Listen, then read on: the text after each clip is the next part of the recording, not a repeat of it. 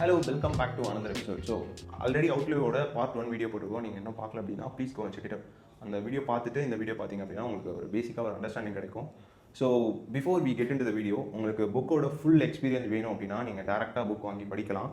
First thing, நான் இப்போது health பற்றி ஒரு புக்கு யாருக்காவது ரெக்கமெண்ட் பண்ணோம் அப்படின்னா அந்த புக்கை படித்ததுக்கப்புறம் அவுட்லேயும் தான் சொல்லுவேன். நம்ம ஸ்டார்ட் பண்ணுறதுக்கு முன்னாடி இந்த ஒரு விஷயம் வந்து சொல்லணும். ஸோ இதில் வந்து ஆத்தர் ஃபுல்லாக வந்து ஒரு கேஸ் ஸ்டடி கொடுத்துருப்பாரு. அண்ட் தென் அதில் வந்து ஒரு ப்ராக்டிக்கலான அட்வைஸ் ஒன்று இருக்கும். ஓகேவா? ஸோ இது எல்லாமே படிக்கும் போது தான் ஒரு கம்ப்ளீட் ப்ளூ பிரிண்ட் கிடைக்கும். அதுக்கப்புறம் அதில் நம்ம என்னென்னலாம் பண்ணலாம், என்னென்னலாம் பண்ணக்கூடாதுன்னு தெரியும். அண்ட் தென் நாங்கள் வந்து ஒரு காமன் ஆடியன்ஸ் பெர்ஸ்பெக்டிவில் பேசுவோம். ஸோ இதை வந்து சீரியஸாக எடுத்துக்காதீங்க. நீங்கள் புக் படிக்கிறது தான் பெஸ்ட். பட் இன்சைட்ஸ்ன்னு கேட்கும் போது ஜஸ்ட் இந்த பாட்காஸ்ட் லிசன் பண்ணிங்கன்னா உங்களுக்கு ஓவராலாக இப்போது ஃபார் எக்ஸாம்பிள் இந்த மாதிரி ஒரு புக்கில் நம்ம இன்வெஸ்ட் பண்ணும்போது லைக் ஒர்த் டு இன்வெஸ்ட், ஆனால் கொஞ்சம் காஸ்ட்லியாக இருக்கும்போது நம்ம அதோட இன்சைட்ஸ்லாம் தெரிஞ்சுக்கிட்டு இன்வெஸ்ட் பண்ணோம் அப்படின்னா it's going to be better. And then like நான் நிறைய வீடியோஸில் பார்த்துருப்பேன், புக்ஸ் பற்றி பேசியிருப்பாங்க, ஆனால் அது வாங்கினதுக்கப்புறம் அது அவ்வளோ ஒர்த் இல்லைன்னு தெரியும். ஸோ நம்ம சேனலோட மோட்டிவ் என்ன அப்படின்னா, இந்த வீடியோஸ்லாம் ஸ்டார்ட் பண்ணுறதுக்கு முன்னாடி ரொம்ப ஒரு ப்ரொடக்டிவிட்டியாக அந்த மாதிரி ஒரு புக் பற்றி பேசக்கூடாது. லைக் எப்படி சொல்கிறது, நான் இது வரைக்கும் போட்டது எல்லாமே எவ்ரிபடி லைக்ஸ் அண்ட் தென் வந்து காஃப்காவோட புக் பற்றி பேசியிருந்தேன். அண்ட் தென் அது எவ்வளோ டிஸ்டர்ப் பண்ணிச்சுன்னு தெரியும். அதுக்காகவே நான் நிறைய ரெக்ரெட் பண்ணேன். எனக்கு தகுந்த மாதிரியான புக் அது கிடையாது. அண்ட் தென் இப்போ அவுட்லெட் எடுத்துக்கிட்டிங்கன்னா இதில் வந்து நிறைய டேட்டாஸ் இருக்கும். எவ்ரிபடி லைஃப்லேயும் அந்த மாதிரி தான். அதை டேட்டாஸ் பற்றி தான் கொடுத்துருப்பாங்க. அதுக்கப்புறம் வந்து திஸ் இஸ் மார்க்கெட்டிங் பற்றி போட்டிருப்பேன், சித் கோடிங். ஸோ அதில் வந்து மார்க்கெட்டிங் எப்படி ஒர்க் ஆகுது அது எல்லாமே நம்ம வந்து கவர் பண்ணியிருந்தோம். ஸோ இந்த மாதிரியான புக்ஸோட சஜஷன் மட்டும் தான் நான் கொடுப்பேன். ஸோ நீங்கள் ட்ரஸ்ட் பண்ணி வாங்கலாம். ஸோ அதில் எந்த பிரச்சனையும் இல்லை. உங்கள் டிஸ்கிரிப்ஷனில் லிங்க் இருக்கும், உங்களுக்கு வேணும் அப்படின்னா please go check it out. So that's it, let's get into the video. So நம்ம லாஸ்ட் வீடியோலேயே பார்த்துருப்போம், ஹார்ட் அட்டாக் பற்றி சொல்லியிருந்தேன். அதில் வந்து ஹார்ட் அட்டாக் வந்து எதனால் வருது, இப்போ அப்படி பார்த்தோன்னா ஆத்திரோஸ்க்ளெரோசிஸ் அப்படின்னு ஒரு டிசீஸ் பற்றி ஆத்தர் சொல்லியிருக்காரு. ஆல்ரெடி இதை பற்றி சொல்லியிருந்தேன். பட் இந்த அதுக்கு அடுத்த சாப்டரில் தான் ஒரு டீட்டெயில் டிஸ்கிரிப்ஷன் கொடுத்துருந்தார். அதாவது இந்த புக்கில் எல்லாமே எப்படி கொடுத்துருக்காங்கன்னா, ஒரு மெடிக்கல் கேஸ் ஒரு இது கொடுத்துட்டு அதோட கான்சிக்வன்சஸ் என்ன, காசஸ் என்ன, அதை வச்சு தான் அந்த மொத்த டிசார்டரையும் எக்ஸ்பிளைன் பண்ணி நம்ம எப்படி இதை ஓவர் கம் பண்ணுறது, இந்த மாதிரி இதெல்லாம் வராமல் எப்படி ப்ரிவென்டிவாக இருக்கிறது அப்படின்னு கொடுத்துருப்பாங்க. ஸோ இதில் வந்து லைக் ஜென்ரலாக ஆத்தர் வந்து மித்பஸ்டிங் பற்றி பேசியிருக்காரு. அதுக்கப்புறம் நிறையா மிஸ்இன்ஃபர்மேஷன்லாம் இருக்குல்ல, ஸோ அதெல்லாமே பற்றி பேசியிருக்காரு. ஒரு கம்ப்ளீட் ப்ளூ பிரிண்ட் மாதிரி இருக்கும். ஸோ இந்த புக் படித்ததுக்கப்புறம் எனக்கு என்ன ஃபீல் ஆச்சு அவுட்ல அந்த புக் படித்ததுக்கப்புறம்? இந்த சென்ஸ் இப்போ ஒரு காமன் மேனுக்கு ஒரு மித் இருக்கும்ல, மேஜர் மிஸ்கன்செப்ஷன். இப்போ ஹெல்த் பற்றி இப்போ நான்லாம் எந்த அளவுக்கு ஹெல்த் கான்சியஸாக இருப்பேன்னா, நல்லா சாப்பிட்ணும், கொஞ்சம் எக்ஸசைஸ் பண்ணணும், மற்றபடி எதுவும் பெருசாக இருக்காது, நம்ம ஹெல்த்தியாக இருக்கோம் அப்படின்னா நம்மளுக்கு எந்த டிசார்டரும் வராது அப்படின்னு. ஆனால் இந்த புக்கில் எப்படி கொடுத்துருக்காங்கன்னா, அது மட்டும் பத்தாது, அதை தாண்டி நிறைய விஷயம் இருக்குது ஹெல்த் கன்சர்ன் படி அப்படின்ற மாதிரி. அந்த மாதிரி இருந்துச்சு எனக்கு. எப்படின்னா இப்போ நம்ம ஒரு ப்ரீவியஸாக வீடியோவில் இதை பற்றி சொல்லியிருக்கோம். டாக்டர்கிட்ட போகிறோம், செக் பண்ணுறோம், இந்த மாதிரி நம்ம ப்ராப்ளம்லாம் சால்வ் ஆகுது. அதை தாண்டி எவ்வளோ விஷயம் நம்ம கன்சிடர் பண்ணுறோம். இப்போது நார்மலாக நம்ம ஒரு டவுனில் இருந்தோம். இப்போது நிறைய பேருக்கு மோஸ்ட்லி எனக்கு தெரிஞ்சு ஒரு 80% ஆஃப் திஸ் பீப்புளுக்கு வந்து அவர் ஜென்ரலாக எக்ஸசைஸ் பண்ணணும், ஸ்லீப்பு, ஹெல்த்து இதெல்லாம் பார்த்துக்கவே ரொம்ப கஷ்டமாக இருக்குது. இன்கேஸ் அவங்க டைம் இருந்தாலும் அவங்களுக்கு தூக்கம் வராது நைட்டில். சில பேருக்குலாம் இந்த ஒரு டிஸ்டர்பன்ஸ் இருக்கும், 3 o'clock சடனாக எழுந்திருப்பாங்க. ஸோ இந்த மாதிரியான டிஸ்டர்பன்ஸ் எல்லாமே நிறைய பீப்புள் கோத்ரூ பண்ணுறாங்க. ஸோ அது எல்லாமே பிரேக் பண்ணி அதையும் தாண்டி நிறைய விஷயம் என்னென்ன இருக்குது. இப்போது ஃபார் எக்ஸாம்பிள் எக்ஸசைஸ் பற்றி பேசியிருப்பாரு. ஸோ இந்த மாதிரி நிறைய விஷயம் இருக்கும். ஸோ அது புக் படித்தா மட்டும்தான் நம்மளால் ஃபீல் பண்ண முடியும். நீ சொல்லிட்டு இருந்தால அது சொல்ல. ஆத்திரோஸ்க்ளெரோசிஸ் பற்றி சொல்கிறேன். அது வந்து இப்போது ஹார்ட் அட்டாக் வருது இல்லை, அதுக்கான ஒரு மேஜர் காசாக தான் இது இருக்குது. ஃபஸ்ட்டு ஆத்திரோஸ்க்ளெரோசிஸ்ன்றது வந்து ஒரு நம்மளால் ரொம்ப ஸ்லோவாக தான் அது பில்டப் ஆகும் நம்ம உடம்புல. நமக்கு அந்த சிம்டம்ஸே இருக்காது. இப்போ உனக்கு இப்போ இருக்குன்னு வச்சுக்கோயேன், நீ ஜென்ரலாக ஒரு ஹெல்தி லைஃப் தான் வாழ்ந்துட்டுருப்போம், உனக்கு அது இருக்குது அப்படின்ற அந்த ப்ரெடிக்ஷனே உன்னால் இருக்க முடியாது. இப்போது அது வந்து எப்படி பில்டப் ஆகுதுன்னா, உன்னோட பிளட் வெசல்ஸில், அதாவது ஆர்ட்ரிஸ், வெயின்ஸில் எல்லாத்துலேயும் பிளட் போகும்போது அடப்பு ஏற்படும் போது ஹார்ட்டுக்கு பிளட் சப்ளை ஒழுங்காக இருக்குது. ஸோ அப்போது ஹார்ட் அட்டாக்கோ இது கார்டியாக் அரெஸ்ட்டோ ஏதோ ஒன்று வருது. அப்படி தான் இந்த இது ஆத்திரோஸ்க்ளெரோசிஸ் வந்து பில்ட் ஆகுது. இப்போது ஆத்தருக்கு இது எப்படி இம்பேக்ட் பண்ணியிருக்குன்னா, இவரோட ஃபேமிலி சுற்றி இவங்க சித்தப்பா, பெரியப்பா, அந்த மாதிரி அவங்களோட ரிலேட்டிவ்ஸ் எல்லாருக்குமே ஹார்ட் அட்டாக்ஸால் தான் இறந்துருக்காங்க. ஸோ இவர் என்ன பண்ணியிருக்காரு, ஒரு வேளை இது ஜெனட்டிக்காக. இவர் எந்த ஏரியாவிலேருந்து வந்திருக்காரு? சாரி தெரியல எனக்கு. எது மென்ஷன் பண்ணலாம். ஸ்டான்ஃபோர்டில் படித்தாருன்னு நினைக்கிறேன். ஓகே, மோஸ்ட்லி வெஸ்டர்ன் கண்ட்ரிஸ் அந்த கல்ச்சர் அவங்களோட ஃபுட் ஹேபிட்ஸ் அப்படி இருக்கும். ஓகே, மோஸ்ட்லி யூஎஸ் பற்றி தான் புக்கில் டிஸ்கஸ் பண்ணியிருக்கேன். ஸோ யூஎஸ்ஸாக தான் இருக்கும்னு நினைக்கிறேன். இவரோட ரிலேட்டிவ்ஸ் மோஸ்ட்லி எல்லாரும் ஹார்ட் அட்டாக் வந்து தான் இறந்துருக்காங்க. வெஸ்டர்ன் கண்ட்ரீஸில் பாப்புலராக இருக்கிறது என்ன டிசீஸ் கேட்குறேன், கேன்சர் இருக்கும் மோஸ்ட்லி. நானுமே கேன்சர் தான் நினச்சிட்டு இருந்தேன். ஆனால் புக்கில் என்ன கொடுத்துருக்காங்கன்னா கேன்சரை விட யூஎஸில் வந்து அதிகமாக ஆத்ரோஸ்க்ளீரோசிஸால் தான் நிறைய பேர் இறந்து போகிறாங்க. அது வந்து ஒரு kind of heart disease. Okay, அது வந்து நம்ம இயர்லி ஸ்டேஜில் கண்டுபிடிக்க முடியாதா? இப்போ ஆத்தருக்கு இந்த டவுட் வந்ததுக்கப்புறம் தான் அவர் போயிட்டு அவரோட ஹார்ட் வந்து ஸ்கேன் எடுத்து பார்க்குறாரு. அவங்க ரிலேட்டிவ்ஸ் எல்லாரும் இந்த மாதிரி ஹார்ட் அட்டாக்ஸ் வந்து இறந்துருக்காங்க. ஸோ இவரோட பிளட் வெசல்ஸில் ஏதாவது கொலஸ்ட்ரால் டெபாசிட்ஸோ கால்சியம் டெபாசிட்ஸோ இருக்குமோ, இது வந்து அடப்பு ஏதாவது ஏற்படுத்துமோ அப்படின்னு ஒரு டவுட்டில் போய் செக் பண்ண போகிறாரு. அப்படி அவரோட ஹார்ட்டை வந்து ஸ்கேன் எடுத்து பார்க்கும்போது கால்சியம் லெவல் செக் பண்ணுறாரு. அப்ராக்சிமேட்டாக அவருக்கு வந்து 6 இருந்திருக்கு லெவல். அது எனக்கு என்ன யூனிட்னு தெரில, 6 இருந்திருக்கு. ஆனால் ஒரு பேஷண்ட் சிவியராக டிசீஸ் இருக்கிற ஒரு பேஷண்ட்டுக்கு 1000 கிட்ட இருக்குமா. ஸோ இவருக்கு வந்து ரொம்ப கம்மியாக தானே இருக்குது, அதனால இவருக்கு எதுவும் பில்டப் ஆகாது அப்படின்னு நம்மளால சொல்ல முடியாது. ஜென்ரலாக இவருக்கு வந்து அப்போ ஏஜ் வந்து 35. கிராஜுவலாக இன்க்ரீஸ் ஆகும். இப்போ 35 இவருக்கு ஏஜ். இந்த ஏஜில் எவ்வளோ இருக்கணும், கால்சியம் டெபாசிட்ஸ் எவ்வளோ இருக்கணும்னா 0 இருக்கணுமா. இந்த மாதிரி செக் பண்ணும்போது அவருக்கு கால்சியம் டெபாசிட் லெவல் வந்து 6 இருக்குன்னு தெரிஞ்சோடனே இவருக்கு வந்து கொஞ்சம் பயம் வந்துச்சு. ஒருவேளை நம்மளுக்கும் இந்த மாதிரி இன்னும் ஒரு 10 வருஷம் கழிச்சு பார்த்தா அது இன்க்ரீஸ் ஆகிடலாம்ல. ஜென்ரலாக இவர் வந்து ஒரு டாக்டராக இருக்காரு, இவருக்கு வந்து இவங்க ஜீனில் இந்த ப்ராப்ளம்லாம் இருக்குன்னு தெரிஞ்சு ஒரு ப்ரிவென்டிவ் மெஷராக வந்து சிடி ஸ்கேன் எடுத்து இதை கண்டுபிடிக்கிறாரு. நார்மலாக எத்தனை பேருக்கு இது ஒரு காமன் மேனுக்கு தெரியாது. இப்போ நம்மளே போனாலும் பிளட் டெஸ்ட் எடுத்தால் தான் நம்மளுக்கு வந்து ஒரு ஹார்ட் டிசீஸில் இருக்க கொலஸ்ட்ரால் லெவல் தெரியுன்றது தான் நம்மளோட மைண்ட் செட். இப்போ நீ சிடி ஸ்கேன் சொல்லும்போது இது வேற ஒரு டைமென்ஷனில் இருக்குது. ஸோ ஃபார் எக்ஸாம்பிள் எப்படி சொல்கிறேன்னா, ஒரு நீ ஏதோ ஒரு இடத்துல ஒர்க் பண்ணுறேன்னா, ஃபார் எக்ஸாம்பிள் ஃபுட் இண்டஸ்ட்ரியில் இருக்குன்னு வச்சுக்கோயேன், அங்கே என்னென்ன நடக்குதுன்றது உனக்கோ இல்லை உன்னோட கோவர்க்கர்ஸ்க்கோ தான் தெரியும். இன்கேஸ் ஸ்கேம் நடந்தாலும் சரி, அவங்க வந்து இப்போது சில ஃபுட்ஸில் இதெல்லாம் இருக்குது அப்படின்னா, ப்ரோஸ் என்ன சரி சரி குட் சரி போய் பாடு. எதை பற்றி சொல்லிட்டு இருந்தேன்? Food industry. இப்போ ஃபுட் இண்டஸ்ட்ரி எடுத்துக்கிட்டேன்னா அவங்களுக்கு அவங்களோட கோவர்க்கர்ஸ்க்கு தான் தெரியும் அங்கே என்னென்ன ஸ்கேம் நடக்குது அப்படின்னு சொல்லிட்டு. இப்படியெல்லாம் இப்போ அவங்க வந்து ஒரு கடைக்கு போய் சாப்பிடும்போது என்ன சாப்பிடுவாங்க, எது சேஃபாக இருக்கோ அந்த மாதிரி சாப்பிடுவாங்க. இப்போ ஒரு காமன் ஆடியன்ஸ்க்கு இதை ரீச் அவுட் ஆகிறதுக்கு எவ்வளோ வருஷம் ஆகும்னு நினைக்கிறேன். இந்த புக் படித்தா தெரிஞ்சுக்கலாம், அது வேறு விஷயம். பட் அதை தாண்டி நம்ம எவ்வளோ ஹெல்த் கன்சர்ன்டாக இருக்கோம். அது இப்போது ஹெல்த் கன்சர்ன்டாக இருந்தாலுமே நீ என்ன பண்ணுவேன், மேக்ஸிமம் வந்து எக்ஸசைஸ் பண்ணுவேன், ஸ்லீப் அழக வச்சுப்பேன். அதெல்லாம் இல்லாமல் இருந்தாலே மோஸ்ட்லி நமக்கு அதை ப்ரிவென்ட் பண்ணலாம்டா. காமன் மேன் இந்த விஷயத்தை தெரிஞ்சுக்கணும் அப்படின்னா இந்த மாதிரி ஒரு புக் படித்தா மட்டும்தான் தெரிஞ்சுக்க முடியும். ஸோ இவர் அந்த மாதிரி போய் செக் பண்ணி பார்க்கும்போது இவருக்கு அதுக்கப்புறம் தான் ஆக்சுவலாக பயம் வருது.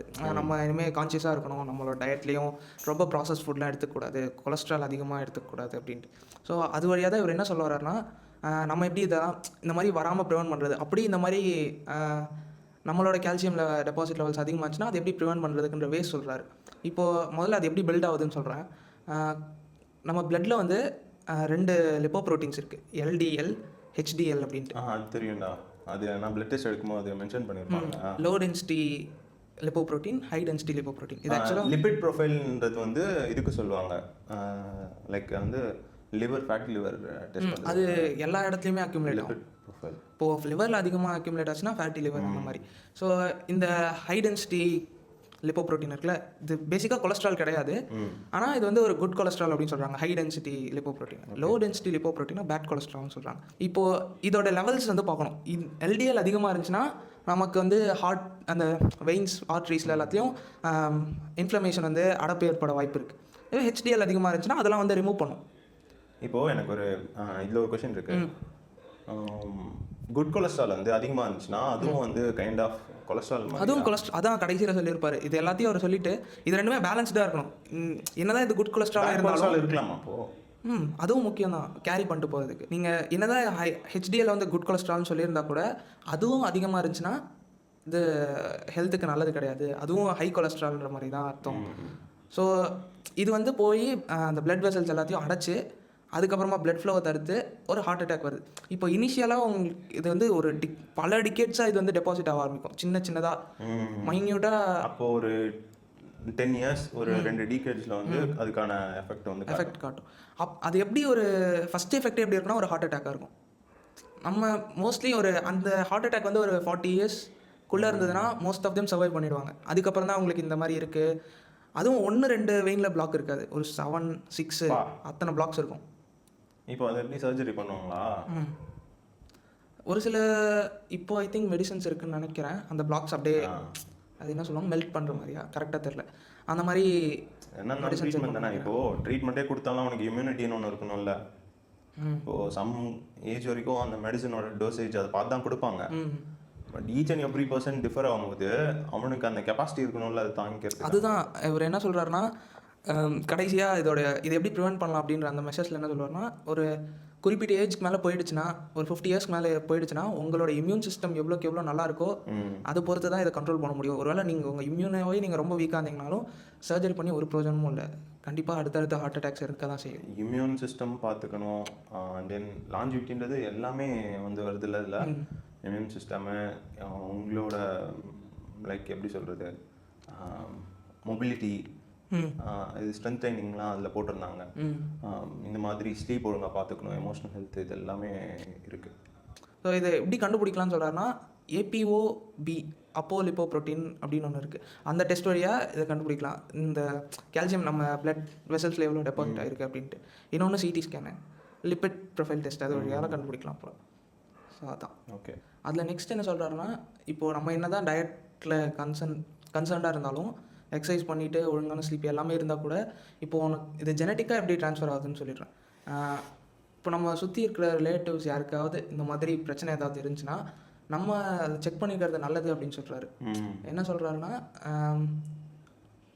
ஹார்ட் டிசீஸ் ஓரியன்டாக சொல்கிறது, அந்த மாதிரி அட்டாக்ஸ் யாருக்காவது வந்திருக்கு, இப்போ இது ஜெனட்டிக்காக அப்படியே அவங்களுக்கு ஹார்ட் அட்டாக் வந்துச்சுன்னா நமக்கும் வரும் அப்படி கிடையாது.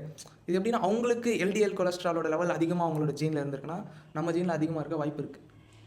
இப்போது நான் நிறைய பேர் பார்த்துருக்கேன்டா, அவங்களுக்கு வந்து எக்ஸ்ட்ரீமாக வந்து ட்ரிங்க்ஸ் பண்ணுவாங்க, அவங்களுக்குலாம் உடம்பு எப்படி தான் தாங்குதுன்னு தெரியல. நெக்ஸ்ட்டு ஒரு கேஸில் அப்படி தான் சொல்லியிருக்காரு. அதில் என்னென்னா, இவரோட கொலீக் ஒருத்தர் டாக்டர் ரோசன்பர்க்னு ஒருத்தர், அவருக்கு ஒரு பேஷண்ட் ஒருத்தர் இருந்திருக்காங்க, ஜேம்ஸ் டி ஆஞ்சலோ. ஆனால் இப்போது இந்த இன்டர் பண்ண சாரி, பட் இந்த மாதிரி இப்போ நீ ஒரு டாக்டராக இருக்க, கூட ஒரு டாக்டர் ஒருத்தவங்க இருக்காங்கன்னா, இப்போ அவங்களுக்கு வர டிசீஸ்லாம் வந்து டிஸ்கஸ் பண்ணிப்பாங்களா?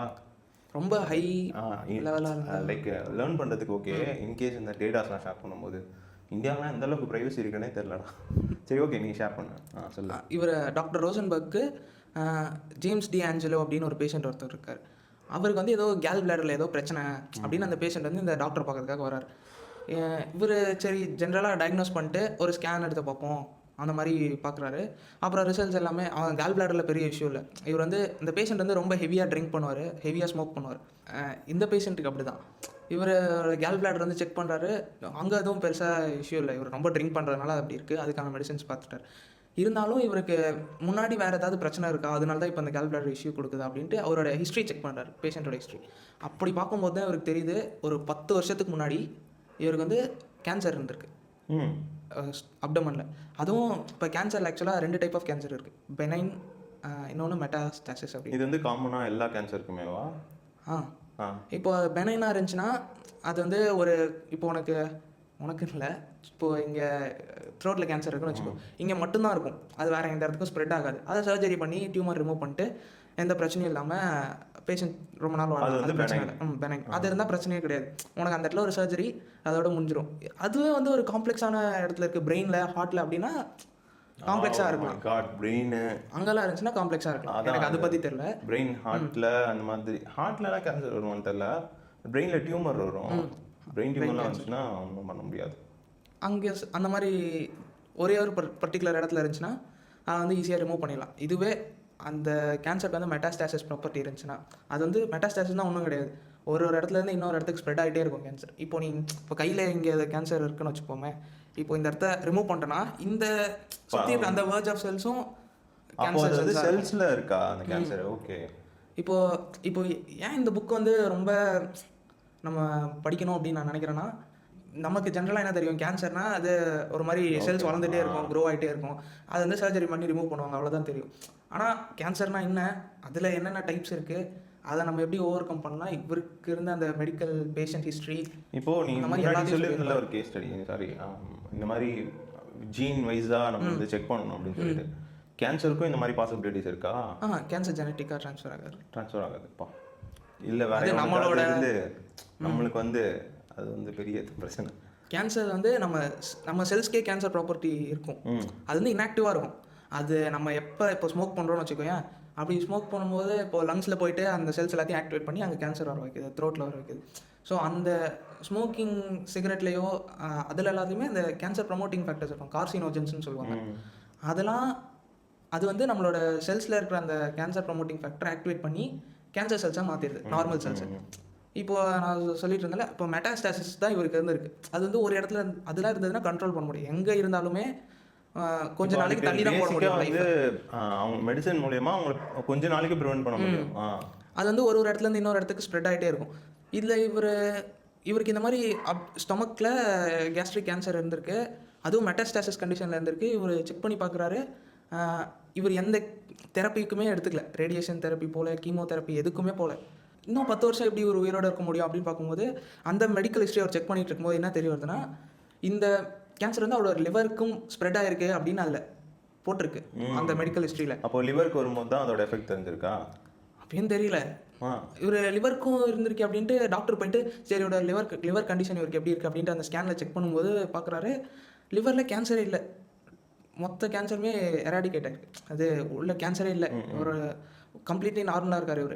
ஆனால் இவர் இன்னமும் ஹெவியாக ஸ்மோக் பண்ணுறாரு, ஹெவியாக ட்ரிங்க் பண்ணுறாரு. இது மூலிமா நான் என்ன சொல்லுவேன்னா, ஹெவியாக ஸ்மோக் பண்ணால் ட்ரிங்க் பண்ணால் கேன்சர் போயிடும்னு சொல்லுவாங்க. அதெல்லாம் தப்பு.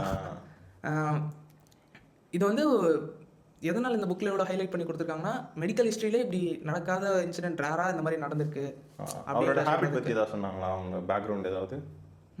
பெருசாக இல்லை. அந்த கேஸ் படித்ததுக்கப்புறமா தான் டாக்டர் ரோசன்பர்க் என்ன தெரிய வந்தால், நம்ம இம்யூன் சிஸ்டமே அதை கேன்சரை எராடிகேட் பண்ணுற ப்ராப்பர்ட்டி இருக்குது. ஸோ நம்மளோட இப்போ இதை வச்சு நான் கேட்குறேன், நம்மளோட ஹெல்த் வந்து ரொம்ப ப்ராப்பராக நம்ம பார்த்துக்கிட்டோம் அப்படின்னா ஈவன் கேன்சர் கூட நம்ம எப்படி சொல்கிறது ப்ரிவென்ட் பண்ண முடியும். அதே தான் அவரும் சொல்லியிருக்காரு. இப்போது என்னதான் இவருக்கு வந்து கேன்சர் வந்து மெட்டாஸ்டாசிஸ் கண்டிஷனில் இருந்தால் கூட இவருக்கு இப்போது இந்த கடந்த 10 வருஷமாக இவர் கேன்சரே இல்லை. ஸோ இவருடைய ஹேபிட்ஸ் பேட் ஹேபிட்ஸாக இருந்தால் கூட அவரோட இம்யூன் சிஸ்டமே அந்த கேன்சர் செல்ஸ் வந்து வளர விடாமல் தடுத்துருக்கு. ஸோ அந்த அளவுக்கு நம்ம இம்யூன் சிஸ்டம் எப்படி ட்ரெயின் பண்ணுறது அப்படின்ற ஃபேக்டர்ஸ்லாம் பற்றி சொல்லியிருப்பார். ஸோ நான் இப்போது அந்த ஃபேக்டரி சொல்லிட்டேன்னா இந்த புக்கு போய் படிக்கும்போது தான் உங்களுக்கு தெரியும் அதெல்லாம் எப்படி நம்ம ஓவர் கம் பண்ணோம் அப்படின்ட்டு. ஸோ ஃபைனலாக என்ன சொல்ல வரேன்னா, ஜஸ்ட் இந்த புக்கில் அந்த கேசஸ்லாம் நான் சொல்கிறேன், அதை எப்படி எப்படிலாம் ஓவர் கம் பண்ணணும் நீங்கள் படித்து தெரிஞ்சுக்கோங்க. நெக்ஸ்ட் வந்து அல்சைமர் வந்து நீ போகிறதுக்கு முன்னாடி சொல்கிறேன், மேக்ஸிமம் யூஎஸ் கண்ட்ரீஸில் இது வந்து அதிகமாக பேசுகிறாங்க. இந்த நம்ம இருக்க ஏரியாவில் அது யாரும் பெருசாக பேசுகிற மாதிரி தெரியல. ஒருவேளை அது இருக்குன்னு தெரிஞ்சும் நிறைய பேர் ட்ரீட்மெண்ட் எடுக்காமல் இருக்கலாம். அல்சைமர் வந்து ரொம்ப வேகாகவும் இருக்கும். அதாவது சிம்டம் ரொம்ப கம்மியாக, இப்போ நீ காலையில் ஏதோ ஒரு விஷயம் பண்ணியிருக்க, உனக்கு அதை பற்றி சுத்தமாக ஐடியா இல்லை, இல்லைனா உன் மைண்டு வந்து கன்ஃபியூஸ் ஆகிருக்குன்னு வச்சுக்கோ. ஆனால் நார்மல் பீப்புளுக்கு மறக்கிறது வேறு, நீ ரொம்ப இது இல்லை. இப்போ அல்சைமர் இருக்கிறதுக்குன்னு ஒரு மீட்டர் இருக்கா?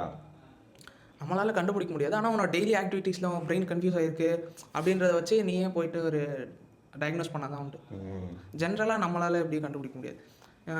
இப்போது ஏதோ ஒரு விஷயம் பண்ணுற, உனக்கு என்ன பண்ணுறனே தெரியாமல் நீ ஏதாவது பண்ணிவிட்டு அப்புறம் மறந்தே போயிட்ட, அந்த மாதிரி ரொம்ப கன்ஃபியூஸ் ஆகியிருக்கும் உன் மைண்டு, அப்போனா அல்சைமர் இருக்குது அப்படின்ட்டு. இப்போ அல்சைமரோட ஜென்ரல் சிம்டம்ஸ்லாம் என்னென்னா, மெமரி லாஸ் இருக்கும், கன்ஃபியூஷன், பிரெயின் கன்ஃபியூஷன் இருக்கும், ரொம்ப ஜட்ஜ்மெண்ட் வந்து ரொம்ப புவராக இருக்கும், மூட் ஸ்விங்ஸ் இருந்துகிட்டே இருக்கும், ஒருத்தவங்களோட பர்சனாலிட்டியே மாறி இருக்கும். கிடையாது அது. ஓகே, உன் பிரெயின் சரியாக ஃபங்க்ஷன் ஆகாமல் மூட் ஸ்விங் ஆகி டக்குனு கோவம் வரும், தூக்கம் வர மாதிரி இருக்கும், அப்புறம் காம் ஆகிடும், அந்த மாதிரி ரொம்ப டிராஸ்டிக்காக. நான் அது இந்த புக் படித்ததுக்கப்புறம் சும்மா நிறைய பேருக்கு இந்த சிம்டம்ஸ் இருக்க மாதிரியா ஜென்ரலாக நடக்கிறது எதுவும் நம்ம இப்போ அதிகமாக தூக்கம் வர்றதுன்றது நிறைய பேருக்கு இருக்கும். நீ சும்மா எனக்கு அடிக்கடி தூக்கம் வருதாடா, ஆமாம் என்னால், அதெல்லாம் நம்ம ஜென்ரலாக சொல்கிறோம், அதெல்லாம் ஒரு 5% கூட இருக்காது. இப்போ ஒரு அல்சைமர் டிசீஸ் இருக்கும்போது நீ எக்ஸ்ட்ரீமாக இருப்ப, அதிகமாக தூக்கம் வர்றதில்ல, தூங்காமலே இருப்பாங்க ஒரு சில பேர், ரொம்ப தூங்காமல், நீ நினைக்கிற மாதிரி இல்லை, ரொம்ப தூங்காமனா ஒரு 2-3 நாள் தொடர்ந்து தூங்காமல் அப்படிலாம் இருக்கிறாங்க. ஸோ இது வந்து ஒரு எப்படி சொல்கிறது, ப்ரொக்ரெசிவாக நம்ம பிரெயினோட ஃபங்க்ஷன் லாஸ் ஆகிறது தான் அல்சைமர். இப்போ இது வந்து 2 விதமாக பிரிக்கலாம் அல்சைமரையும். 65 வயசுக்கு முன்னாடி வந்தால் ஏர்லி, அதுக்கப்புறம் வந்துச்சுன்னா லேட்டர். இப்போ 65 வயசுக்கு முன்னாடியே வந்துச்சுன்னா இது ஜெனட்டிக்காக ட்ரான்ஸ்ஃபர் ஆகிருக்கு வாய்ப்பு இருக்குது அதிகமாக. இப்போது நம்மளுக்கு இருக்க பிரச்சனையை நம்மளால கண்டுபிடிக்க முடியல. நம்ம ஜெனட்டிக்காக ட்ரான்ஸ்ஃபர் பாட்டி ஆகாது. தாத்தாக்கு இருந்ததெல்லாம் எப்படி நம்ம கண்டுபிடிக்கிறது? அதுக்கு என்ன பண்ணுற ஃபேட்டு. இப்போது அதான் 65 வயசுக்கு முன்னாடியே உனக்கு அல்சைமர்லாம் வந்து ரொம்ப எக்ஸ்ட்ரீம் கண்டிஷன். ஜென்ரலாக நார்மல் பீப்புள்ஸ்க்குலாம் வராது, ரேராக தான் நடக்கும். அது வந்து 65 வயசுக்கு முன்னாடியே, இப்போது 65 வயசுனா கொஞ்சம் அதிகமாக சொல்கிறேன். நீ இப்போது அல்சைமர் வந்து ரேர் கேஸு வராதுன்னு சொல்கிறல்ல. இப்போ இவர் வந்து புக்கில் என்ன சொல்லியிருந்தாருன்னா, அது அல்சைமர் பற்றி பேசும்போது நிறைய டிசீஸில் யூஎஸில் என்ன மெஜாரிட்டி ஆஃப் டிசீஸ் இருக்கும்போது ஹார்ட் டிசீஸ், கேன்சரு, டயபிட்டிஸ் இந்த மாதிரிலாம் சொல்லிட்டு வந்துட்டு இருந்தார். அதில் அல்சைமரும் இருக்குது. ஸோ வெஸ்டர்ன் கண்ட்ரீஸில் மோஸ்ட்லி இருக்குன்ற மாதிரி தான் போட்டிருக்காரு. இப்போது கேன்சர் எல்லாருக்குமே, ஐ மீன் அது ஒரு மேஜராக ப்ரிவேல் ஆகிருக்கிற டிசீஸ் தான். அதுக்குன்னு இப்போ ஒரு ரோட்டில் ஒரு கவுண்ட் போகிறவங்க உங்களுக்கு கேன்சர் இருக்குமான்னு உனக்கு கேட்டால் இருக்காதுன்னு தானே சொல்லுவேன். இப்போ ஒரு ஃபீவர் மாதிரி இல்லைன்னு சொல்கிறேன் அல்சைமர். புரியுது எனக்கு. பட் இப்போ டயபிட்டிஸ் கூட கம்பேர் பண்ணுறாருன்னா அந்த அளவுக்கு அதில் இருக்குன்னு தானே அர்த்தம். இப்போ நம்மளுக்கு இந்தியாவில் டயபிட்டிஸோட லெவல் எவ்வளோன்னு தெரியும். ஸோ அந்த மாதிரி சொல்கிறேன், அந்த அளவுக்கு காமனாக அல்சைமர் இருக்கா அப்படின்னு. ஓகே. இப்போது இது ஜெனட்டிக்காக ட்ரான்ஸ்ஃபர் ஆகிருக்க வாய்ப்பு எப்படி இருக்குன்னா, 65 வயசுக்கு முன்னாடியே உனக்கு ஒரு 30-40 வயசுலேயே வந்துருச்சு அப்படின்னா மோஸ்ட்லி அது ஜெனட்டிக்காக ட்ரான்ஸ்ஃபர் ஆகிருக்கும் அப்படின்ட்டு. இல்லைனா அது நம்மளோட புவர் ஸ்லீப்னாலேயோ. இப்போ நம்ம சரியா இல்லைன்னா அல்சைமர் வருமா? One of the factor. அந்த மாதிரி நிறைய இருக்குது. நம்மளோட மெட்டபாலிக் ஹெல்த் நல்லா இல்லைன்னா, இல்லை அல்சைமர் வந்து ஒரு ஃபேக்டர்னால மட்டும் இல்லை. உனக்கு ஏற்கனவே கார்டியோவாஸ்குலர் டிசீஸ் ஏதாவது இருக்குன்னா கூட அது பிரெயின் அஃபெக்ட் பண்ணி அல்சைமர் காஸ் பண்ணுமா. இப்போ ஒரு சொல்கிற அந்த 4 ஹார்ஸ்மேன்னு சொல்லியிருக்காரு புக்கில். Cancer, heart attack, Alzheimer, diabetes. இது 4மே 4 ஹார்ஸ்மேன்னு சொல்லியிருக்காரு. இந்த 4மே ஒன்று அஃபெக்ட் ஆச்சுனாலே ஒரு பெரிய ப்ராப்ளம். ஆனால் அது பில்டாக மிச்ச 3த்தையும் அஃபெக்ட் பண்ணும். நீ இப்போ இந்த புக்கு படித்ததுக்கப்புறமும் சரி, இப்போ நீ சொல்கிறத கேட்கும் போதும் சரி, நார்மலாக இது வந்து இப்போ நம்ம லாஞ்சிவிட்டின்றதே நம்ம ரொம்ப பெரிய ப்ராசஸரா. ஏன்னா இப்போ நிறைய பேர் மெடிக்கேஷனோட தான் சுற்றிக்கிட்டு இருக்காங்க. அதையும் தாண்டி இருக்கவங்க வந்து கொஞ்சம் லக்குன்னு வச்சுக்கோயேன். அவங்க ஆனால் அதை பற்றி கேர் பண்ணாமல் ரொம்ப கேர்லெஸ்ஸாக இருப்பாங்க. அந்த லாஞ்சிவிட்டியும் பார்த்து நம்ம அதை போய் அது எப்படி சொல்கிறது, அதை ஃபாலோ பண்ணணும்னு நினைக்கும் போது அதோட பர்சன்டேஜ் லெவல் ரொம்ப ரொம்ப கம்மி. நம்ம அதை பண்ணோன்னா இப்போது ஃப்யூச்சரிஸ்டிக்காக யோசிச்சோன்னா ரொம்ப நாள் ஆகும்னு நினைக்கிறேன். யாராவது ப்ரிவிலேஜாக ரொம்ப நாலேஜ் இருக்க பர்சனால் மட்டும்தான் அஃபோர்ட் பண்ண முடியும். இல்லை, நம்ம எப்பயுமே ஒரு டெஸ்ட் எடுத்து டயக்னோஸ் பண்ணி நம்ம இது இருக்கா இல்லையான்னு தெரிஞ்சுக்கிறது மட்டும் லாஞ்சிவிட்டி இல்லை. நம்ம ஜென்ரலாக நம்மளோட ஹெல்த் கன்சர்னை பார்த்துக்கிட்டாலே 99% இதெல்லாம் தடுக்கலான்றதுக்கு தான் ஆத்தர் திரும்ப சொல்லிட்டு இருக்காரு. முன்னாடி போன வீடியோவில் சொன்ன மாதிரியே தான் எக்ஸசைஸு, ரிப்பீட்டடாக வரும். எக்ஸசைஸு, ஸ்லீப்பு, இது எல்லாமே. பட் ஸ்டில் அந்த லாஞ்சிவிட்டி ப்ராசஸ்க்கு நம்ம பீப்புள் வந்து எவ்வளோ நாள் அதை ஃபாலோ பண்ணுறதுக்கு ஆகும்னு நான் யோசிச்சு பார்த்தேன். சும்மா இத்தனை பர்சன்டேஜ் ஆஃப் பீப்புள் வந்து இதை பற்றி யோசிக்கிறதுன்றது இப்போ நம்மளுக்கு படித்ததுனால இதை பற்றி யோசிக்கிறோம். பட் ஸ்டில் இதை ஃபாலோ பண்ணுறது வந்து ரொம்ப கஷ்டம். இல்லை வந்து நான் எந்த ஸ்டேஜில் இருப்பேன்னா மெடிக்கேஷன் எடுத்துகிட்டு இருக்க ஸ்டேஜில் இருப்பேன். நீ வந்து எப்படி இருப்பேன்னா இதை ஃபாலோ பண்ணலாமா வேணாமான்ற ஸ்டேஜில் இருப்பேன். இல்லை நம்ம உடம்பு பற்றி ஹெல்த் செக் பண்ணி இப்போது யங்ஸ்டர்ஸ், இப்போ இருக்க யங்ஸ்டர்ஸ் இதை வந்து படித்தாங்க அப்படின்னா அவங்களுக்கு இன்னும் வந்து ஈஸியாக இருக்கும். நிறைய டிசீஸை ப்ரிவென்ட் பண்ணலாம். கரெக்டு. ஆக்சிடென்ட்ன்றது வேறு, பட் ஹெல்த்தை கெடுத்துக்கிறதுன்றது இன்னொன்று. நம்ம இந்த புக்கில் இப்போ நார்மலாக ஒரு யங்ஸ்டர் படிக்கிறாங்கன்னா கொஞ்சம் சயின்டிஃபிக் டேர்ம்ஸ் அதிகமாக இருக்குது. அது இப்போது ஒன்ஸ் அதை படிச்சிட்டாங்கன்னு வச்சுக்கோங்க, அவங்களுக்கு வந்து அதுக்கப்புறம் அதுலேருந்து நாலேஜ் கிடச்சிடும் ஈஸியாக. அது ஒன்றும் இல்லை, பெருசாக சாட்ஜிபிடியோ இல்லை ஏதாவது ஒரு ஏஐ கேட்டால் கூட ஈஸியாக சொல்லிடும் அதோட இது என்னன்னு. கொஞ்சம் எஃபோர்ட் போட்டு இந்த. ஆனால் இது வந்து ஒன் டைம் ரீடா அப்படின்னு கேட்டோன்னா இல்லை, இது இன்னும் 2-3 வாட்டி படிக்கலாம். ஏன்னா படிக்க இன்னும் நம்ம ஃபர்ஸ்ட் டைம் படிக்கும்போது பேசிக்காக ஒரு ஐடியா கிடைக்கும். அண்ட் தென் நம்ம செகண்ட் டைமோ தேர்ட் டைமோ படிக்கும்போது அதில் வந்து இன்னும் நிறைய இன்டெப்த்தான டீட்டெயில்ஸ் நம்ம வந்து நோட் பண்ணலாம். மூவிஸ் பார்க்குற மாதிரி தான் வச்சுக்கோங்க. ஸோ அதனால் இது லைக் எப்படி சொல்கிறது, இன்வெஸ்ட் பண்ணுறது ஒருத்து. இன்கேஸ் உங்களுக்கு ஃபிசிக்கல் காப்பி வாங்க முடியல அப்படின்னா கிண்டில் வெர்ஷன் இருக்கும், அதை நீங்கள் வாங்கிக்கலாம். ஸோ அந்த மாதிரி பெஸ்ட் ஆப்ஷன் நிறையா இருக்குது. நீ சொல்லு. ஜீன்ஸ் லோட் தி கன், லைஃப் ஸ்டைல் புல்ஸ் தி ட்ரிகர். அது நம்ம ஜீன்ஸ் தான் வந்து கன்னை லோட் பண்ணி வச்சுருக்கு. நம்மளோட லைஃப் ஸ்டைல் கரெக்டாக நம்ம எல்லாத்தையும் மெயின்டைன் பண்ணுறோம். லைஃப் ஸ்டைல் சரியா இல்லை அப்படின்னா அதை ட்ரிகர் பண்ணிடுது அப்படின்னு சொல்கிறாங்க. அப்போது ஏதோ ஒரு எஃபெக்ட் கிரியேட் பண்ணும். ஸோ அதான். அப்புறம் இன்னொன்று இதில் புதுசாக ஒரு கான்செப்ட் ஒன்று படித்தேன், கிளிம்ஃபேட்டிக் சிஸ்டம் அப்படின்ட்டு. அது அப்படின்னா என்ன நான் சொல்கிறேன். அது வந்து கொஞ்சம் நல்லா இருந்துச்சு. இந்த சென்ஸ் நீங்கள் இப்போ ஒரு டீப் ஸ்லீப்பில் இருக்குன்னு வச்சுக்கேன், ரொம்ப அதாவது உனக்கு சுற்றி யாரோ ரொம்ப கத்தி பேசினா கூட கேட்காது. இப்போலாம் நிறைய பேர் அந்த மாதிரி தூங்குறது கூட இல்லை. லைட்டாக நான்லாம் ரொம்ப ஸ்லீப் சென்சிட்டிவ். லைட்டாக அப்படின்னா கூட அந்த டீப் ஸ்லீப்பில் தான் கிளிம்ஃபேட்டிக் சிஸ்டம் வந்து ஒர்க் பண்ணும். இது என்ன பண்ணுதுன்னா நம்ம பிரெயினில் இருக்கிற தேவையில்லாத ஃபேக்டர்ஸ் எல்லாத்தையும் ரிமூவ் பண்ணி வச்சுக்கும். ஐ மீன் க்ளீன் பண்ணணும்னு வச்சுக்கோமே ஜென்ரலாக. இப்போ எனக்கு எப்படி இருக்கும் தூங்கும்போது? டீப் ஸ்லீப் போயிடுவியா? Daily deep sleep. எனக்குலாம் ரொம்ப சென்சிட்டிவ்டா. லைட்டு போட்டால் எழுந்துருவேன், டக்குன்னு ஏதாவது சத்தம் கேட்டுச்சுன்னா. இது வந்து டீப் ஸ்லீப்னா கண்டினியூஸாக நீ டீப் ஸ்லீப்பில் இருக்கணும்னு அவசியம் இல்லை. ஒரு 30 மினிட்ஸ் 8 ஹவர்ஸ் ஸ்லீப்பில் ஒரு 30 மினிட்ஸ் டீப் ஸ்லீப் இருந்தா. பட் இது இப்போ நம்ம டீப் ஸ்லீப்பில் இருக்கோம் நம்மளுக்கு தெரியாது. பட் என்னை பொறுத்த வரைக்கும் சென்சிட்டிவ்னு நினைக்கிறேன். நல்லா தூங்கணும் இந்த இது ஒர்க் ஆகணும் அப்படின்னா. இப்போது தூங்கணும்னு சொல்கிறல, ஸ்லீப் பண்ணுறது ஜஸ்ட்டு நம்ம அப்படியே படுத்தா உடனே தூக்கம் வர ஃபேக்டர் கிடையாது. அதுக்கு பின்னாடி பெரிய எஃபர்ட் இருக்குது. எக்ஸசைஸ் பண்ணணும், பாடியை டயர்டாக்கணும் ஃபஸ்ட்டு. அதுக்கப்புறம் வந்து அதோட கரெக்ட் டைமுக்கு அதை சாப்பிடணும். சாப்பிட்டுட்டு அது பெரிய ப்ராசஸரா. ஜஸ்ட்டு படுத்தா தூங்கணும்னு இந்த நிறைய பேர் வந்து ஸ்லீப்புக்கு ஸ்ட்ரகிள் ஆகிற ஒரு விஷயம்னா இதுதான். அந்த ஃபோன் பார்த்து டிஸ்ட்ராக்ட் ஆகி வரதுலாம் வேறு. அதுக்கு முன்னாடி நிறைய ஃபேக்டர் இருக்குது. கரெக்ட் டைமுக்கு சாப்பிட்றது, எக்ஸசைஸ் பண்ணி உடம்பு டயர்ட் ஆக்கிறது. ஒர்க் போகிறவங்களுக்கு மேபி ஈஸியாக இருக்கலாம். லைக் இப்போது ஒரு கம்ப்யூட்டர் ஜாப்பில் ஒரு டெஸ்கில் உட்காந்து ஒர்க் பண்ணுற ஜாப்னா அவங்களுக்குலாம் ரொம்ப கஷ்டம் ஸ்லீப் பண்ணுறது. ஸோ தட்ஸ் திங் சொல்லிட்டு இருந்தால. அந்த சிஸ்டம் வந்து நம்ம பிரெயினில் இருக்கிற தேவையில்லாத ஃபேக்டர்ஸ், எக்ஸாம்பிளுக்கு பீட்டா அமைலாய்ட் அண்ட் டிஏயு ப்ரோட்டீன்ஸ் அப்படின்னா அதெல்லாம் தேவையில்லாத ஃபேக்டர்ஸ். அது டெட் செல்ஸ் இல்லை வேஸ்ட் அந்த மாதிரி வச்சுக்கலாமே. அந்த மாதிரி ஃபேக்டர்ஸ் எல்லாத்தையும் ரிமூவ் பண்ணுறது. அது வந்து நம்ம பிரெயினுக்கு டாக்ஸிக்னு வச்சுப்போம். ஓ, அது எப்படி வருது? அது எனக்கு தெரியல. அது வந்து பிரெயினில் அக்குமுலேட் ஆகும் போல். அது வந்து இந்த கிளிம்ஃபேட்டிக் சிஸ்டம் வந்து ரிமூவ் பண்ணணும் நம்ம டீப் ஸ்லீப்பில் இருக்கும்போது. இந்த வந்து ரிமூவ் பண்ணி டீப் ஸ்லீப்பில் இருந்தால் இந்த மாதிரி செல்ஸ் எல்லாமே வந்து க்ளீன் ப்ராசஸ் மாதிரியா?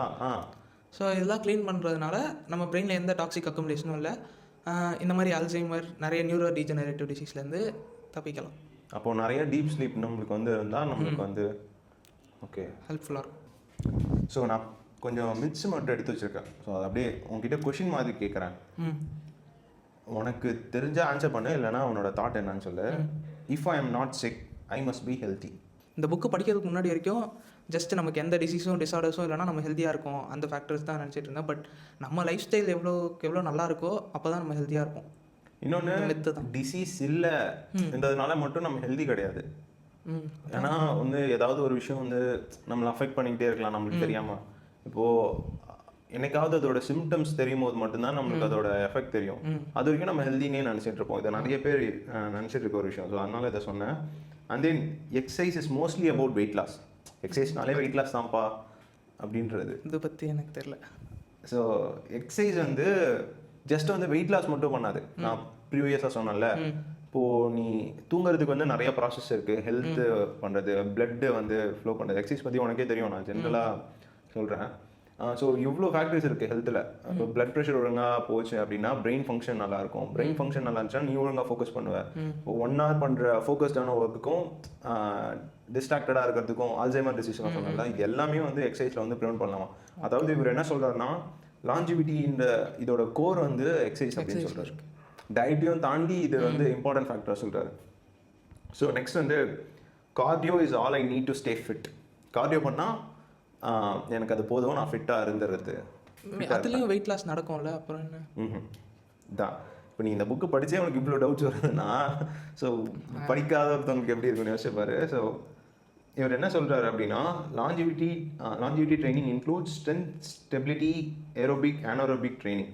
ஸோ லைக் இப்போ கார்டியோ பண்ணுறேன்னா நீ உன்னால் ஃபேட் லாஸ் பண்ண முடியும், இதெல்லாம் ஓகே.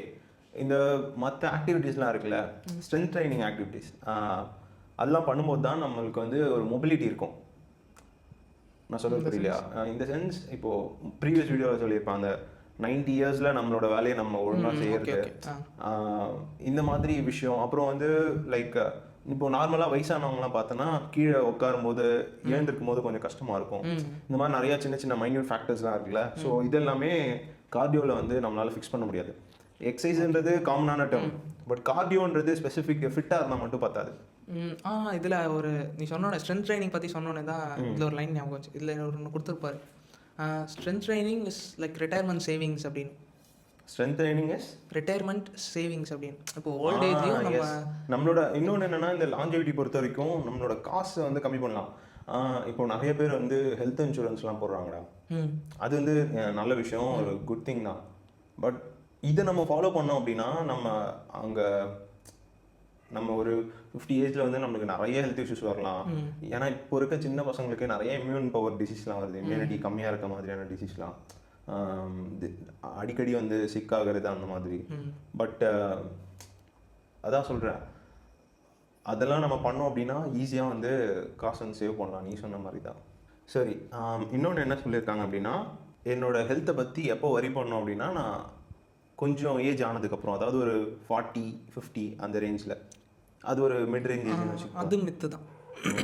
அது வந்து நான் ஏன் மித்துன்னு சொல்கிறேன் இல்லைடா, இப்போது இது மித்துன்னு சொல்கிறல, ஜென்ரலாக எப்படி இருக்குன்னு நான் ஃபஸ்ட்டு சொல்கிறேன். காமனாக நிறைய பேருக்கு என்னென்னா, நம்மளுக்கு இப்போ எதுவும் இல்லை, கொஞ்சம் வயசானதானே. இப்போ நிறைய பேர் என்கிட்ட இதை கேட்டிருக்காங்க, நீ இப்போ ஏன் இவ்வளோ பார்த்து இப்படி சாப்பிட்டுட்டு இருக்க, இதெல்லாம் ஒரு சின்ன இளம் வயசு, இதெல்லாம் இப்படிலாம் நீ வந்து ரெஸ்ட்ரிக்ட் பண்ணக்கூடாது, நீ நான் எல்லாத்தையும் சாப்பிட்லாம், இப்போ எக்ஸ்ப்ளோர் பண்ணலன்னா எப்படி அப்படின்லாம் கேட்பாங்க. ஸோ அதனால் அதை சொன்னேன். தமிழில் சொல்கிற மாதிரி தான், 5 வயசில் விளையாடுது 50 வயசுலேயே விளையாடுது.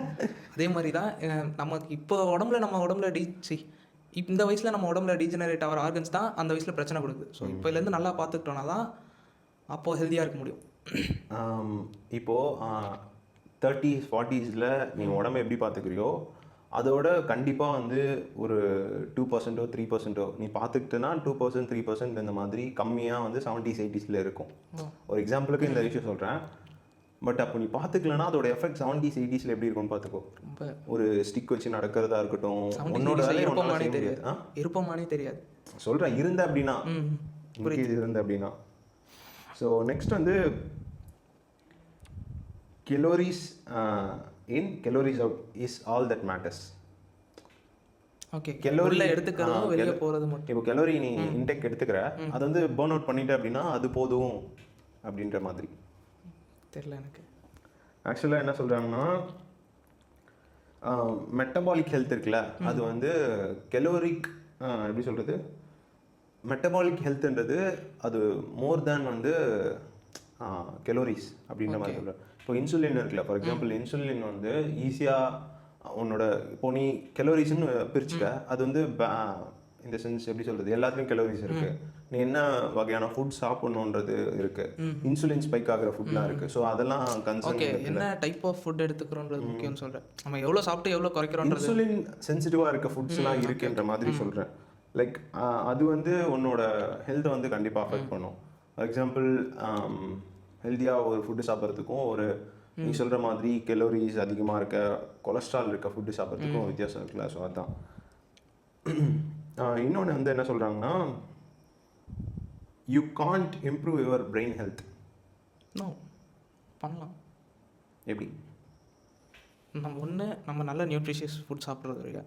இன்னொரு ப்ராப்பர் ஸ்லீப்பு. நான் சொன்ன மாதிரி இப்போ இந்த கிளிம்ஃபேட்டிக் சிஸ்டம்லாம் ஆக்டிவேட் பண்ணோன்னா பிரெயின் செல்ஸ் தானாக க்ளீன் ஆகுதுல்ல. ஸோ ப்ராப்பர் ஸ்லீப் இருந்தாலே மோஸ்ட்லி நம்ம பிரெயின் ஹெல்த் நல்லா தான் இருக்கும். அதெல்லாம் இதுலேயும் கொடுத்துருந்தாங்க. Okay, a good diet is enough.